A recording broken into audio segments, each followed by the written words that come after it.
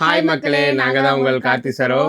என்ன vlog பார்க்க போறீங்கன்னா அப்படின்னா எங்கள் வீட்டோட இப்போதைக்கு இருக்கிற நிலைமை என்ன, தலைவலி வந்த ஒரு வேலை அது என்ன அப்படிங்கிறத இந்த வீடியோவில் காமிக்கிறேன். சிக்கல் பிடிச்ச வேலைங்க வீடு கட்ட. யோசிக்கணும் மாட்டுக்கு நம்ம தலையிலே அடிச்சுக்கலாமோடு இருக்குது. அப்படி யோசிச்சு பண்ணாலும் கடைசியில் சொதப்பிடுது. என்ன அதுக்கான காரணமே என்னன்னு தெரியும், கண்டுபிடிக்க முடியாத மாதிரி போயிட்டு இருக்கு. சரி, உங்களுக்கு இதுக்கு முன்னாடி vlog பார்த்துருப்பீங்க எந்த அளவுக்கு ஆயிருக்குன்னு. இப்போ உங்களுக்கு நான் உங்களுக்கு காமிக்கிறேன். ஓகேங்களா? ஏதாவது இருந்தாலும் ஐடியா கொடுங்க. இல்லைன்னா கொஞ்சம் எனக்கு ரிலாக்ஸ் பண்ணுறதுக்கு ஏதாவது ஒன்று கொஞ்சம் மனசு தேத்துறதுக்கு நீங்கள் ஏதாவது எங்களுக்கு சொல்லுங்கள். எனக்கு ரொம்ப டிப்ரெஷனாகவே இருக்குது. அது என்னங்கிறத இப்போ நீங்கள் அப்படியே பாருங்களேன், கண்டினியூ. அதுக்கு முன்னாடி நம்ம சேனலை ஃபர்ஸ்ட் டைம் பார்க்குறவங்க சப்ஸ்கிரைப் பண்ணிக்கங்க, அப்படி பெல் ஐகானை கிளிக் பண்ணிக்கங்க, லைக் பண்ணுங்க, ஷேர் பண்ணுங்க, கமெண்ட் பண்ணுங்க, ப்ளீஸ் சப்போர்ட் பண்ணுங்க. இப்போ வாங்க வீடியோக்குள்ள போகலாம்.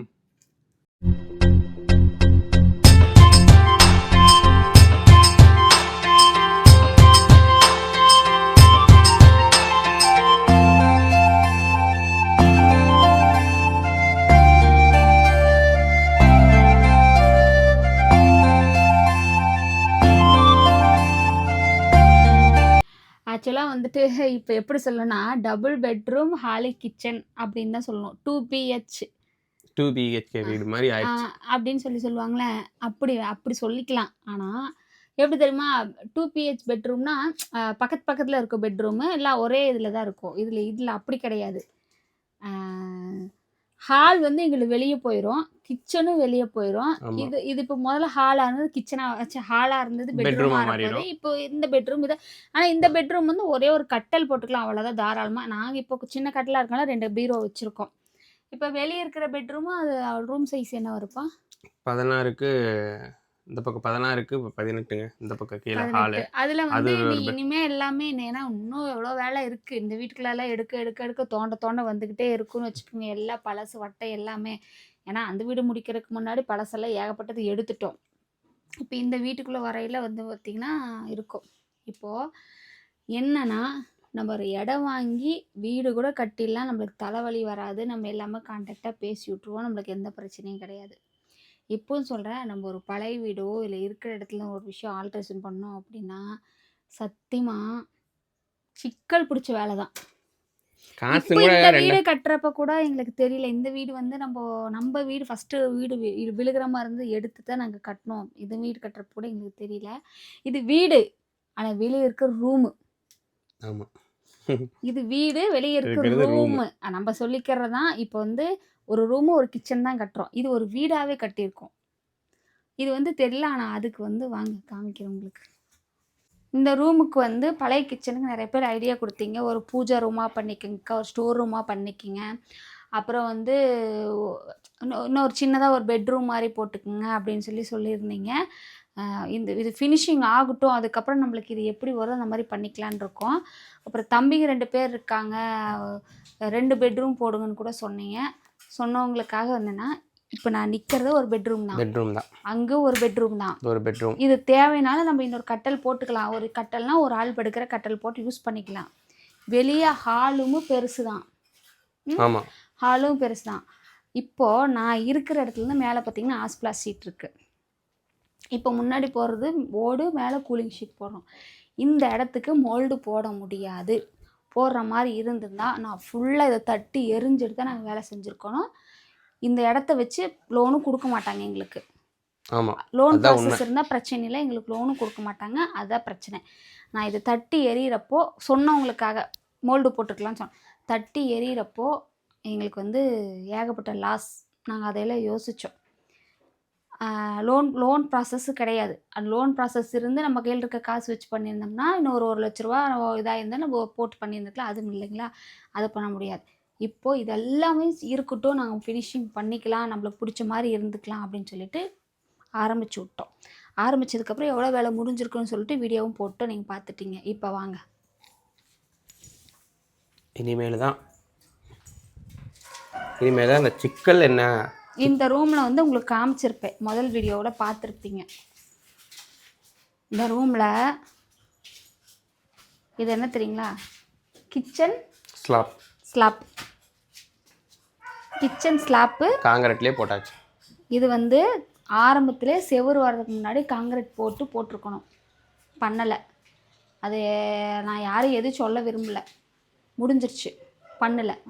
அதுக்கப்புறம் செவுரு வந்து பூசினதுக்கப்புறம் மறுபடியும் உள்ள கடப்பாக்கல் சொருக முடியாதுன்ட்டாங்க, வெயிட் தாங்காது. கிரானைட் போடணுன்னால காங்கிரீட் போடணுன்ட்டாங்க. இப்போது யோசிச்சு பார்த்து மறுபடியும் செவுத்தை இடிச்சு விட்டு காடி எடுத்து வீடியோ எடுத்து வச்சிருக்கீங்களா? இல்லை காடி எடுத்து அந்த வீடியோ பழைய வீடியோலேயே காடி எடுத்தது இருக்குன்னு நினைக்கிறேன். தெரில. இது ஃபுல்லாக இது வரைக்கும் காடி எடுத்து அதுக்கப்புறம் காங்கிரீட் வந்து சென்டரிங் போட்டு விட்டாங்க. அதுக்கு அடுத்த நாள் நைட்டோட நைட்டாக வந்து இதுக்கு வந்து காங்கிரீட் போட்டு போயிருக்காங்க.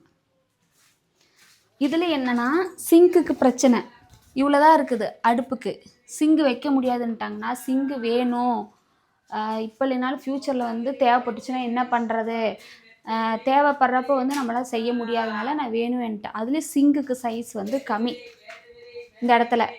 அதனால் வந்து அளவு பார்த்துட்டு சிங்கு வந்து இப்படி தானே வைப்போம், இப்படி வைக்க முடியாதனால இப்படி வச்சுருக்கோம். இப்போ சிங்குக்கு அளவு எடுத்து தான் இது பண்ணியிருக்காங்க. பார்த்தீங்கனாலே உங்களுக்கு தெரியும். இது என்னமோ ஃபைபர்னு சொன்னாங்க. இது வந்து 3000 ரூபாய் இந்த சிங்க். பிளாஸ்டிக்கும் கிடையாது, இரும்பும் கிடையாது, சில்வரும் கிடையாது, ஃபைபர் மாடலில் இது ஒரு மெட்டீரியல். இது வாங்கியிருக்கோம். இது வந்து இப்போ இப்படி வைக்க போகிறாங்க. இந்த இடத்துல அடுப்பு மட்டும் தான் வரப்போகுது. இதில் வந்து மிக்சி கிரைண்டருக்கு எக்ஸ்ட்ரா ஏதாவது வச்சுக்கிறதுக்காக இது கிட்டத்தட்ட ஒரு 2 அடி இருக்கும். 1.5 அடியா? 1.5 அடிக்கு மட்டும் நான் போட்டு தர சொன்னால் போட்டு கொடுத்துருக்கேன். இந்த இடத்துல மிக்சி வச்சுக்கலாம். இதுதான் மற்ற ஜாமான் எல்லாமே அங்கே தான் இருக்க போகுது. இங்கே வந்து நம்ம புழங்க போகிறது மட்டும் தான் வரப்போகுது. இந்த இடத்துல மட்டும் நான் செலாப் அடித்து கபோர்டு மட்டும் போட்டு கொடுக்க சொல்லியிருக்கிறேன். அது இன்னும் செலாப் வந்து இன்னும் சொருவில். அதுக்கப்புறம் பார்த்தீங்கன்னா அப்புறம் இங்கே பாரு, அதாவது செஞ்ச வேலையை திரும்ப செஞ்சது இது குடஞ்சு. இதுவும் அதே மாதிரி தான் ஜல்லி போட்டு அடிச்சதுக்கப்புறம் மறுபடியும் பூசிட்டு போகிறாங்க. ஒயரிங் பண்ணுற அன்றைக்கி வந்து ஃபுல்லாக போட்டு குடஞ்சு விட்டாங்க. 2 வேலை தான், எக்ஸ்ட்ரா வேலை. இது 2 வேலை 2 சம்பளம். சரிங்களா? சம்பள கணக்கு மட்டும் அப்படியே கேட்டால் எனக்கு நெஞ்சூலியே வந்துருச்சு கணக்கு பார்க்கல. இதுலேயுமே இன்னும் செவுரு இன்னும் வருது. இன்னும் செவுரு வந்து க்ளோஸ். அந்த இடத்துல ஃப்ரிட்ஜ் வைக்கிறதுக்காக ஒயரிங் வந்து காடி எடுத்து வச்சுருக்குறாங்க. இப்போது இதெல்லாம் இன்றைக்கி வந்து பூச போகிறாங்க. இதில் வந்து இன்றைக்கி காடி எடுத்து வச்சதெல்லாம் வந்து பூச போகிறாங்க. இப்போது இந்த ஹாலில் பார்த்தீங்கன்னா உங்களுக்கு வீடியோவில் பார்க்கல சின்னதாக தெரியுதா பெருசாக தெரியல எனக்கு தெரியல. பட் வந்து இது வந்து ஒரு பெட்ரூம் சைஸ் தான் இருக்குது. தாராளமாக ஒரு 2 கட்டலே போடலாம். தாராளமாக அந்த அளவுக்கு தான் இருக்குது. அப்படி தான் பண்ணியிருக்கோம். கிச்சன் ஐடியாங்கிறது வந்து யோசித்தோம். அதுக்கப்புறம் நிறைய விஷயம் சரியாக கலந்துக்கலன்னு வச்சுக்கோங்களேன். அதனால் சில மிஸ்டேக்ஸு எங்களுதான் இருக்குது. கலந்துக்காதனால இந்த மாதிரி எல்லாம் எங்களுக்கு நடந்துருச்சு. அடுத்தது வந்து கீழே வந்து போர் குழிக்கு பறித்து வச்சுருக்குறாங்க. அந்த போர் குழிக்கும் பார்த்திங்கன்னா இன்னும் வந்து தொட்டி கட்டணும். அந்த பலகை வச்சு டேஞ்சர் ஜோனில் தான் போயிட்டுருக்குறோம். அது பம்பாய் வந்துக்கிட்டு இருக்குது. பம்பாய் வந்துட்டுருக்குது. அடுத்தது வாங்க இது காமிச்சோம்ல. அடுத்தது தாங்க ஒரு மிகப்பெரிய ஒரு சிக்கல் புடுங்க வேலைன்னு சொன்னோம்ல, அந்த வேலை வந்துருச்சு. இந்த ரெஸ்ட் ரூமோட வேலை தான் இது தாங்க. இதில் என்ன சிக்கல் பிடிச்ச வேலையில் பைப் லைனும் கொடுத்துட்டாங்க, எல்லாத்துக்கும் கொடுத்துருக்காங்க. இந்த இடத்துல வந்து வெஸ்டர்ன் வரும்னு சொன்னேன். ஆனால் வெஸ்டர்னுக்கு என்ன அப்படின்னு சொன்னாங்கன்னா, நம்மளது பழைய டாய்லெட்டு அந்த ட்ரைனேஜ் இருக்குல்ல, அதில் கனெக்ஷன் கொடுத்துக்கலான்னு சொன்னாங்க. ஆனால் கடைசியாக போய் அங்கே போய் பறித்து பார்க்கையில் பைப்பு வந்து இவ்வளோதான் இருக்குது, இவ்வளோதான் கொடுத்துருக்குறாங்க. ஆனால் செப்டிக் டேங்கோட ரிங்கு பார்த்தீங்கன்னா உள்ளே தள்ளி வச்சு பேஸ் மட்டும் வெளியே தள்ளி வச்சு பாத்ரூம் கட்டியாச்சு. பாத்ரூமுக்கு அடியிலேயே முழுக்க ரிங்கு போயிடுச்சு. பாத்ரூமுக்கு வெளி செவத்துக்கு வெளியே வரவே இல்லை. அதுதான் பெரிய பிரச்சனை. என்னன்னா பாத்ரூமுக்குள்ளே போய் ஓட்டை போட்டு தான் கனெக்ஷன் கொடுக்கணும்னு சொல்லியிருக்காங்க. எனக்கும் செம்ம டென்ஷன், தலைவலி ஆயிடுச்சு. முன்கூட்டியே நம்ம எல்லாமே சொல்கிறோம், வந்து அவங்களும் பார்க்க மாட்டேங்கிறாங்க. இல்லை நம்ம தான் லூஸ் விட்றோமா, இல்லை நம்ம மேலே தான் தப்பா அப்படின்னு நினச்சி எனக்கு தலைவலியே வந்துடுச்சு. நம்மளே ஃபுல்லாக பார்க்குறோம்ல, அதெல்லாம் இருக்குது. இப்போது இதுக்கு மட்டும் பைப் வந்து போட்டிருக்காங்க. என்னென்னா இந்த பைப்பு இருக்கட்டும், ஃப்யூச்சரில் வேணால் நம்ம வந்து மாட்டிக்கலாம்னு சொல்லிட்டாங்களாம்மா. இப்போது நீங்களே சொல்லுங்கள், நம்ம ஃபஸ்ட்டு யூஸ் பண்ணிகிட்ருக்கிற பாத்ரூமில் இருந்து இப்போ புதுசாக கட்ட போகிற பாத்ரூமை எப்படி கனெக்ஷன் பண்ணுறோன்னு சொல்லுங்கள். ஏன்னா முடியாதுன்னு சொல்லலை, உள்ளே நம்ம யூஸ் பண்ணிகிட்ருக்க பாத்ரூமை இடித்து தான் கனெக்ஷன் பண்ணணும்னு சொன்னாங்க. ஸோ வந்து நான் வேணாம், ஏன்னா எல்லாமே பண்ணது இவர் தான், நான் இவரை தான் சொல்லுவேன். அந்த அவ்வளோ பெரிய பாத்ரூம் போட சொன்னது அவர் தான். எனக்கு அந்த ஐடியாவே கிடையாது. மொத்தத்தில் ஒரு ரூம் வேணும், பசங்களுக்கு வந்து படிக்கிறதுக்கு அவங்க இது பண்ணுறதுக்கு ஒரு ரூம் வேணும்னு நான் நினச்சேன். பெருசாக பாத்ரூம் வேணும், பாத்ரூம் போகிறப்ப என்ன அவனுங்க 2 பேர் உள்ளே இருக்கிறானுங்க, என்னால் போக முடியல, அவசரம் ஒன்று பண்ணது எல்லாமே இவர் தான். நான் என்ன 2 சொல்கிறேன்னா, பாத்ரூம் வேணும்னு நான் தான். என்னோட சாய்ஸ் தவிர யாருமே நம்ம வந்து அந்த அளவுக்கு இன்னும் நம்ம கட்ட கிடையாது, நம்ம அளவுக்கு நம்ம வளரல. நம்மளுக்கு என்ன தேவையோ ஆரம்ப கட்ட காலத்தில் புடக்காளியில் போய் ஒன்றுக்கு போயிட்டு பாத்ரூம் போயிட்டு கழுவிட்டு வந்த காலம்லாம் இருக்குங்க. நான் இவரை கல்யாணம் பண்ணிட்டு வந்த புதுசில் டாப்பே இல்லை பாத்ரூமில், வெட்ட வெளியாக தான் இருக்கும், அதாவது கதவோடு தான் இருக்கும். அதுக்கப்புறம் தான் லெட்டின் கட்டினாங்க. இதுக்கு முன்னாடியெல்லாம் என்னை எங்கே கூட்டிகிட்டு போனார், காட்டுக்கு தான் கூட்டிகிட்டு போனார் உண்மையாலுமே. அப்படிலாம் இருந்து இப்போ வந்திருக்கோம். எனக்கெல்லாம் 2 பாத்ரூமும் ஒரு யோசனையே செய்யலை. சரி ஓகே, குளிக்க ரூமும் ஓகே கட்டினதான். வெஸ்டர்ன் கட்டணும், கட்டியே ஆகணும்னு சொல்லி இவர் கட்டினார். நான் என்னன்னா, நம்ம இப்படியே இருக்க போகிறல, நம்மளுக்கு ஒரு நல்ல வாழ்வு நல்ல ஒரு இது இருந்தால் கண்டிப்பாக நம்ம ஒரு வீடு கட்டணும், இல்லை கட்டின வீடே வந்து வாங்குவோன்னு வச்சுக்கோங்க.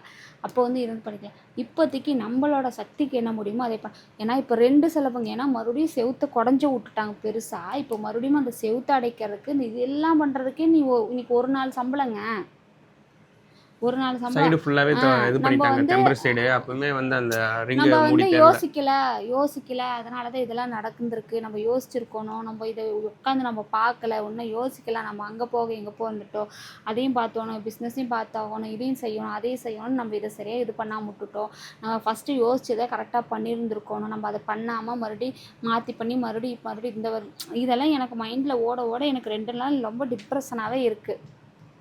என்ன பண்ணுறது எனக்கு தெரியல. நான் கடைசிக்கு வேணான்ட்டேன். வெஸ்டர்ன் வேணாம், ஒன்றும் வேணாம், இருக்குது இதுவே வந்து நம்ம யூஸ் பண்ணிக்கலாம், இது குளிக்கிறோமா யூஸ் பண்ணிக்கலாம், போதும் நம்ம பட்ஜெட் தகுந்த மாதிரின்னு சொல்லிட்டேன். இன்றைக்கி நாளைக்கு வந்து அதை போய் எடுக்கிறனாலும் 15,000 நமக்கு இல்லாமலே எடுக்க முடியாது. நான் வேணாம், அந்த 15,000 தான் வேறு ஏதாவது ஒன்று வாங்கி போட்டுக்கலாம், ஏதாவது செஞ்சுக்கலாம், போதும் இதுவே போதும். ஏன்னா இன்னும் டைல்ஸ் பார்க்குற வேலை இருக்குங்க. டைல்ஸ்க்கு எவ்வளோ ஆகும் தெரில, டைல்ஸ் ஒட்டுறவங்க எவ்வளோ வாங்குறாங்க தெரில. இப்போ வந்து செவுறு சுற்றி வந்து வெள்ளை அடிச்சுட்டு போயிருக்காங்க. 2 நாள் வேலை செஞ்சாங்க, அதுக்கே வந்து 5,100 வந்து கொடுத்துருக்குறோம். அது இல்லாமல் பெயிண்ட் எல்லாமே சரி, மொத்தம் பெயிண்ட்டுக்கே வந்து கூலி, பெயிண்ட் வாங்கினதோடு சேர்த்து 10,000 வந்துருக்குது. பெயிண்ட்னா இந்த மட்டி இந்த வெள்ளை கலரில் அடிப்பாங்க, அதுக்கெல்லாம் சேர்த்து 10,000 வந்துருக்கு. 13 கிட்ட வந்துருக்குங்க. 13 ஒரு ப்ரஷ் 250 அந்த ப்ரெஸ் 2 வாங்கினா 500 வச்சு கிட்டத்தட்ட அதுலேயே கிட்டத்தட்ட 13 மேலே செலவு. இன்னமும் வந்து உள்ள வந்து பூசணும், உள்ள வந்து அந்த ஓட்டையெல்லாம் அடைச்சா வந்து உள்ள மறுபடியும் வந்து எல்லாம் பார்த்து பூச்சி கொடுத்துறாங்க. வெளியே இல்லை, வெளியே டைல்ஸ் செவுத்து கொட்டினாலும் வெளியே உள்ள மட்டும்தான் இருக்குது. ஸோ வந்து இந்த அளவுக்கு வந்து முடிச்சிருக்கு. ஆனால் இதிலே நிறையா வரனால எனக்கு ரொம்ப டிப்ரெஷனாகவே இருக்குது. என்ன பண்ணுறது எனக்கு தெரியல. சரி ஓகே, இதுவும் கடந்து போகும், நடந்துட்டு போகுதுன்னு ஒரு பக்கம் மனசு இருந்தாலும் நம்ம இப்படி யோசிக்கலையே, இப்படி பண்ணிட்டோமேன்னு எனக்கு நான் வந்து சொல்லிக்கிறேன். நம்ம சொல்கிறதுக்கே இவர் என்கிட்ட சொல்லணும், நான் இவர்கிட்ட சொல்லணும். இவர் அவ்வளோதான், எதுவும் கண்டுக்க மாட்டார், வெளியே கடைவீதி போயிட்டாருன்னா அவ்வளோதான். அதெல்லாம் இல்லை. நான் தானே உட்காந்து கணக்கு வழக்கு பார்த்து எல்லாம் பண்ணிக்கிட்டு இருக்கிறேன். காசு நம்ம கையில் இருக்குது, நம்ம தான் கொடுக்குறோம், நம்ம தான் எல்லாம் பண்ணுறோங்கிறப்போ அது கணக்கு வழக்கு பார்க்குறப்போ நம்ம எக்ஸ்ட்ரா இப்போ கிட்டத்தட்ட பார்த்திங்கன்னா எக்ஸ்ட்ரா எங்களுக்கு வந்து தண்டங்கிறது 10-15 ரூபா பக்கம் தண்டம் தான் எங்களுக்கு. வீடு கட்டினா இருக்குன்னு சொல்லுவாங்க. ஆனால் வந்துட்டு நம்ம ஒரு மிடில் கிளாஸாக இருக்கனால நம்மளுக்கு அது பெரிய விஷயமா தெரியுது. நல்லா 1 கோடி ரூபா இல்லை 50 லட்ச ரூபா போட்டு கட்டுறவங்களுக்கு இது பெருசாக தெரியாது. நம்ம ஒரு சிம்பிளான பட்ஜெட்டில் கட்டுறப்போ இது எங்களுக்கு ரொம்ப லாஸாக தெரியுது. நாங்கள் யோசித்து தான் பண்ணியிருக்கோன்னு நான் வந்து எனக்குள்ளே நான் சொல்லிக்கிறேன். ஸோ வந்து இனிமேல் வந்து நீங்கள் யாராவது அந்த மாதிரி ஐடியா இருந்தால் நீங்கள் கரெக்டாக உட்காந்து பேசி எல்லாம் பண்ணி, வீட்டில் உட்காந்து பேசினாலும் நாங்கள் 2 பேர் தான் பேச்சுக்கணும், நாங்கள் 2 பேரும் நான் தான் ஐடியா பண்ணணும், எல்லாம் செய்யணும். எப்போவுமே இவர் இப்படி தான் இருப்பார். நான் குறை சொல்ல எப்போவுமே இவர் இப்படி தான் இருப்பார். அதனால் எனக்கு ஒரு இதாக இருக்குது. இந்த அளவுக்கு தான் இப்போ வந்து முடிஞ்சிருக்குங்க. இதிலே வந்து இவ்வளோ வந்து கொலாப்ஸ் வந்து ஆயிருக்கு.